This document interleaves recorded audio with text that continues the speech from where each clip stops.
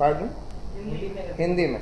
देखिए, ये इसलिए मिसयूज हो रहा है यूएपीए क्योंकि इसमें दो ऐसे प्रोविजंस हैं, और भी हैं, लेकिन दो ऐसे प्रोविजंस हैं जिसको आसानी से मिसयूज किया जा सकता है। अनलॉफुल एक्टिविटी के डेफिनेशन में उन्होंने लिख दिया कि अगर आप हिंदुस्तान के खिलाफ डिसअफेक्शन प्रमोट कर रहे हैं कुछ भी कह के, अब पुलिस वाले तो कहते हैं कि अगर आप प्राइम मिनिस्टर के खिलाफ, सरकार के खिलाफ डिसअफेक्शन प्रमोट कर रहे हैं तो यही तो हिंदुस्तान को रिप्रेजेंट करते हैं, गवर्नमेंट जो है हिंदुस्तान को रिप्रेजेंट करती है, प्राइम मिनिस्टर भी रिप्रेजेंट करते हैं, तो इसलिए आप अनलॉफुल एक्टिविटी कमिट कर रहे हैं। और दूसरी जो प्रोविज़न है वो बेल की।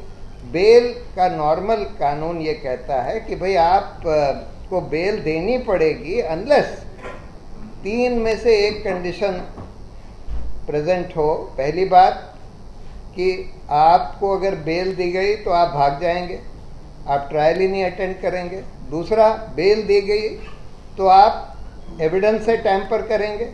तीसरा, आपने बहुत कोई खतरनाक ऑफेंस किया है, बेल दी गई तो आप इस तरह के और खतरनाक ऑफेंस रिपीट करेंगे, नहीं तो आपको बेल देनी पड़ेगी। लेकिन इस कानून में, यूएपीए में ये लिखा है कि मैजिस्ट्रेट तब तक बेल नहीं देगा जब तक वो ये ना रिकॉर्ड करे कि भाई इस अक्यूज के खिलाफ तो कोई प्राइमा फेसाई केस भी नहीं है। तो अगर एक झूठा विटनेस का बयान पुलिस ने किसी के खिलाफ लिखा दिया है तो मैजिस्ट्रेट ट्रायल के पहले कैसे बोल देगा कि भाई ये विटनेस का बयान झूठा लगता है या झूठा है? तो ऑब्वियसली बेल बेल देना बहुत मुश्किल कर दिया गया है इस कानून में। और इसको और खराब करने के लिए सुप्रीम कोर्ट ने एक ऐसा जजमेंट दे दिया जिसमें यह कह दिया कि बेल देते समय कोर्ट ये भी नहीं देखेगा कि जो एविडेंस इसके खिलाफ दिया जा रहा है ये एडमिसिबल है कि नहीं, लीगल है कि नहीं। तो इसके चलते हुए ये कानून जो है मेरी राय में बिल्कुल गैर संवैधानिक हो गया है। और ये दो प्रोविजंस तो बिल्कुल गैर संवैधानिक हैं। एक केस में हम लोगों ने चैलेंज किया हुआ है लेकिन उसकी सुनवाई नहीं हो रही। इतने साल से इस कानून के तहत इतने सारे अच्छे अच्छे ह्यूमन राइट्स एक्टिविस्ट जेल में पड़े हुए हैं, 5-5 साल से ट्रायल भी नहीं शुरू हुई। लेकिन दुर्भाग्य की बात है कि सुप्रीम कोर्ट या कोर्ट्स उसमें कुछ नहीं कर रहे हैं। कायदे से तो इस कानून को स्ट्राइक डाउन कर देना चाहिए था कि गैर संवैधानिक है, आर्टिकल 21 के खिलाफ है। तो ये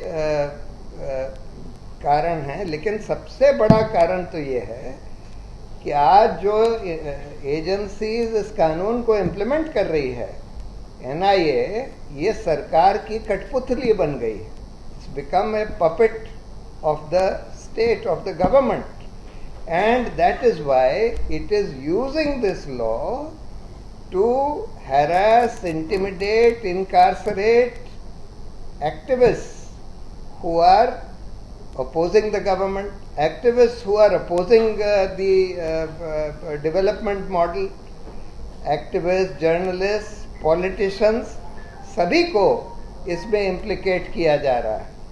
और सिर्फ ये यूएपीए और एनआईए की बात नहीं है। आज तो हम देख रहे हैं कि एनफोर्समेंट डायरेक्टोरेट का इतना ज़बरदस्त मिसयूज़ हो रहा है, इतना ज़बरदस्त। सबसे ज़्यादा केसेस जो हैं आज एनफोर्समेंट डायरेक्टोरेट के पीएमएलए में चल रहे हैं। एक्टिविस्ट के खिलाफ, जर्नलिस्ट के खिलाफ, पॉलिटिशियंस के खिलाफ। और 95% जो पॉलिटिशियंस के खिलाफ केसेस हैं वो सब ऑपोजिशन पार्टीज के खिलाफ हैं।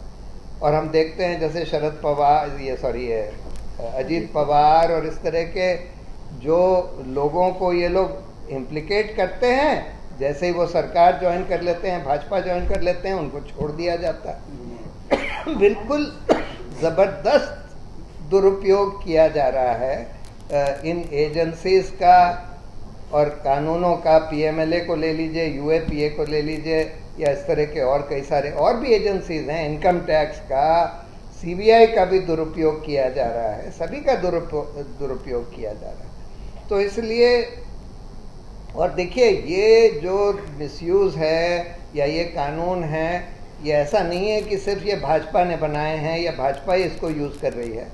जब जहाँ जहाँ ऑपोजिशन को चांस मिलता है वो लोग भी इसका मिसयूज करते हैं।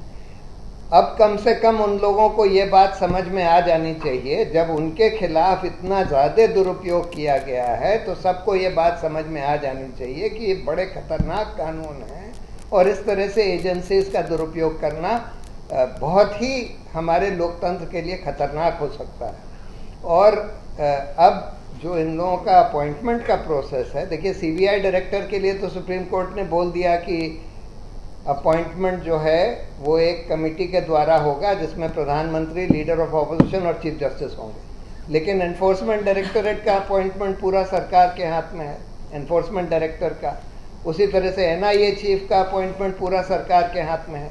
तो बहुत ही क्रिटिकल इन्वेस्टिगेटिंग एजेंसी जो सीबीआई से भी ज़्यादा अहम हो गई हैं आज के दौर में, उनका अपॉइंटमेंट पूरा की पूरा सरकार के हाथ में है और उसका मिसयूज करके सरकार उनको अपनी कठपुतली की तरह यूज़ कर रही है। तो ये भी सबको समझना पड़ेगा